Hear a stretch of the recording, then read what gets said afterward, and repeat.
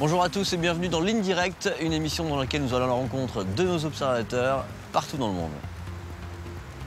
De plus en plus d'enfants tentent de traverser clandestinement la frontière entre le Mexique et les États-Unis. Ils étaient 6 à 7 000 il y a encore quelques années. Ils seront peut-être plus de 60 000 à tenter cette année une traversée d'un désert aride, seul, et dont beaucoup ne reviendront pas. Je vous propose d'aller à la rencontre de notre observatrice Gilda, qui va être notre guide au nord du Mexique.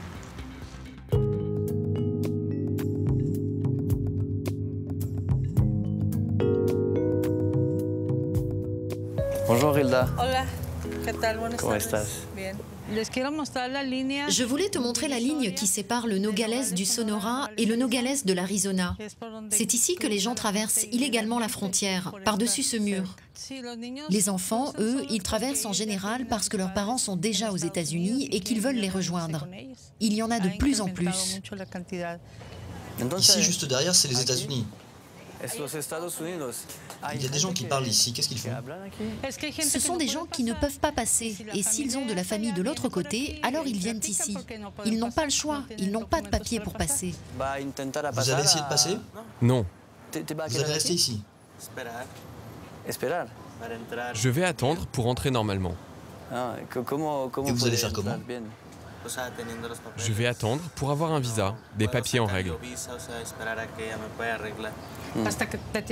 Il va falloir qu'il se marie avec elle. Et là, il aura les papiers. Mais là, comme il est mineur, il va falloir qu'il attende.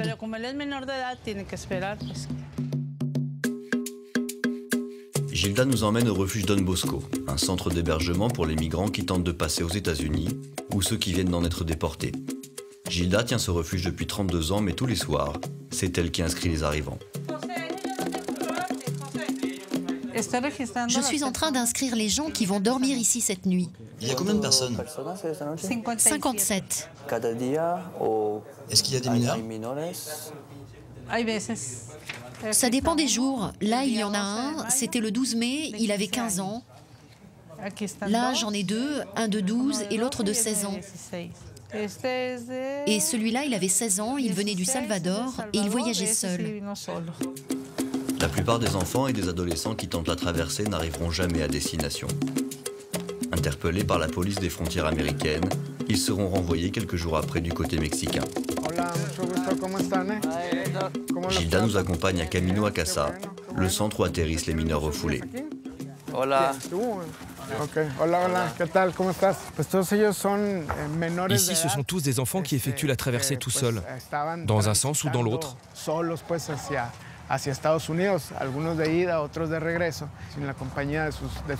Comme ils n'étaient pas accompagnés d'un adulte, les Américains nous les amènent. Et nous, notre travail, c'est de retrouver les familles de ces enfants pour les amener dans un foyer en toute sécurité.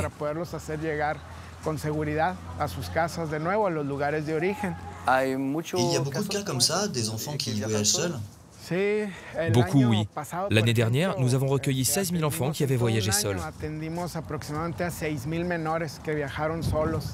Dans la cour, nous rencontrons plusieurs enfants qui nous racontent leur histoire. Ils viennent de provinces reculées du Mexique ou même d'Amérique centrale. Erson, par exemple, vient du Chiapas. Il a payé des passeurs pour lui faire traverser la frontière, mais le voyage a mal tourné.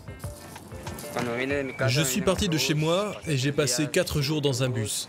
Après, les passeurs m'ont enfermé dans une maison avec une centaine de personnes. On était collés les uns aux autres et on est resté 3 jours comme ça. Le 4e jour, ils nous ont fait sortir au milieu de la nuit et ils nous ont emmenés à la frontière. On a marché pendant 5 jours, quasiment sans eau. On avait tellement soif que le dernier jour, on s'est rendu nous-mêmes à la police des frontières. Parmi la trentaine de mineurs qui sont détenus dans ce centre, nous rencontrons également 2 frères de 11 et 13 ans qui ont tenté la traversée avec leur père. Et ton père, il est où? À Tucson, ils l'ont emprisonné. Pourquoi on t'a séparé de ton père? C'est parce qu'il a déjà essayé plusieurs fois de passer la frontière. Ils l'ont arrêté. Et comment s'est passé le voyage? Ça se passait bien, mais après on a entendu un bruit. Il y avait un hélicoptère qui était au-dessus de nous, et il nous a vus. Mon père a dit « Courez !» Il nous a vus. Mais nous, on n'arrivait plus à courir. Et ils vous ont attrapé? Oui. Votre mère est aux États-Unis, c'est ça? Oui. Vous ne l'avez pas vu depuis combien de temps? 7, non, 8 ans je crois. Et maintenant que ton papa est détenu, qu'est-ce qui va se passer? Mon oncle Mathias va venir. Enfin, je crois. Et après, on va essayer encore une fois de passer la frontière. Pour arriver jusqu'à la frontière mexicaine, qu'ils viennent du Mexique ou d'Amérique centrale, la plupart de ces enfants prennent le train. Ils montent sur la Bestia, un monstre de fer qui traverse tout le pays. Arrivés à quelques centaines de mètres de la frontière, ils sautent du train, sous les yeux des policiers mexicains. Ce sont des migrants qui veulent passer la frontière. Et vous, vous ne pouvez rien faire? ¿De qué? Non, nous on ne fait rien, ils veulent juste passer. Vous n'êtes pas censé les contrôler? Non, nous on les empêche juste de rester ici, ils ne doivent pas passer la barrière, c'est tout. Très vite lâchés par leurs passeurs, à qui ils ont pourtant versé des milliers de dollars, les enfants migrants se retrouvent seuls dans le désert.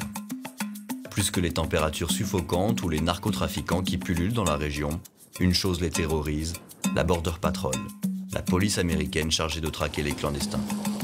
Nous passons la frontière et rencontrons l'un de leurs agents. Juste pour l'année dernière, nous avons appréhendé 121 000 migrants clandestins. Et combien étaient mineurs?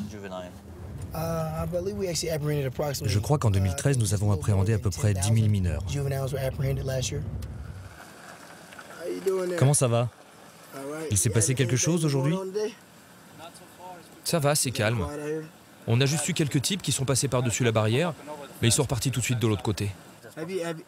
Tu as eu des groupes récemment avec des mineurs?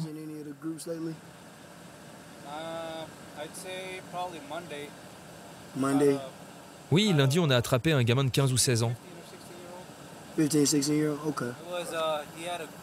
Il voyageait avec 2 autres personnes, des Chinois. Merci, à plus tard.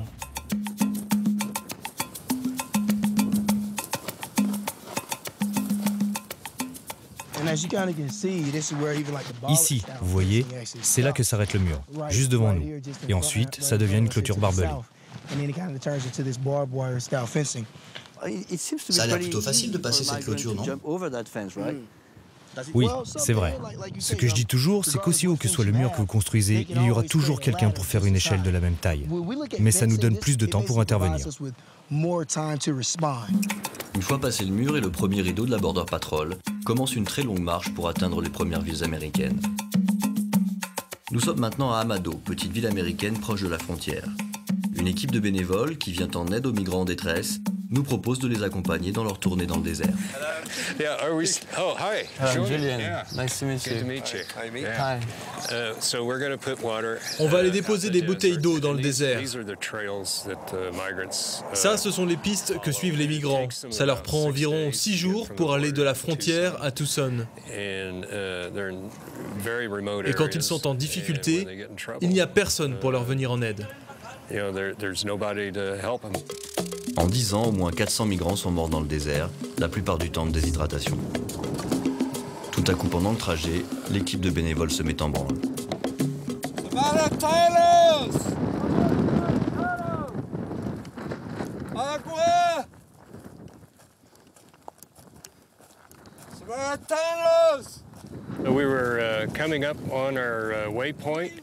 Sur le chemin, on a croisé un groupe de 3 migrants.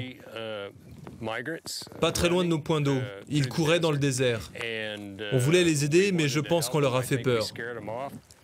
J'ai trouvé ça juste à côté, c'est quoi? Ils mettent ça par-dessus leurs chaussures, pour ne pas laisser d'empreintes. C'est ce qu'ils portent pour ne pas se faire repérer par les gardes-frontières. Ils achètent ça où? À Altar, dans le Sonora. Et ça aussi, ils l'achètent? Oui, ils achètent ça aussi. Ils prennent des bouteilles noires pour transporter leur eau, parce que ça se voit moins que les bouteilles blanches, comme celle-là. Il faut combien de litres d'eau par jour pour survivre? Je dirais qu'il faut au moins 6 litres, vu le climat. Malgré le danger, le coût du passage et la forte probabilité d'être interceptés, de plus en plus de mineurs tentent leur chance au travers du désert. Nous nous rendons à Tucson, en Arizona, pour comprendre comment les autorités américaines gèrent ce flux migratoire d'un nouveau genre. Nous sommes reçus par Nina Rabin, une avocate qui vient en aide aux clandestins.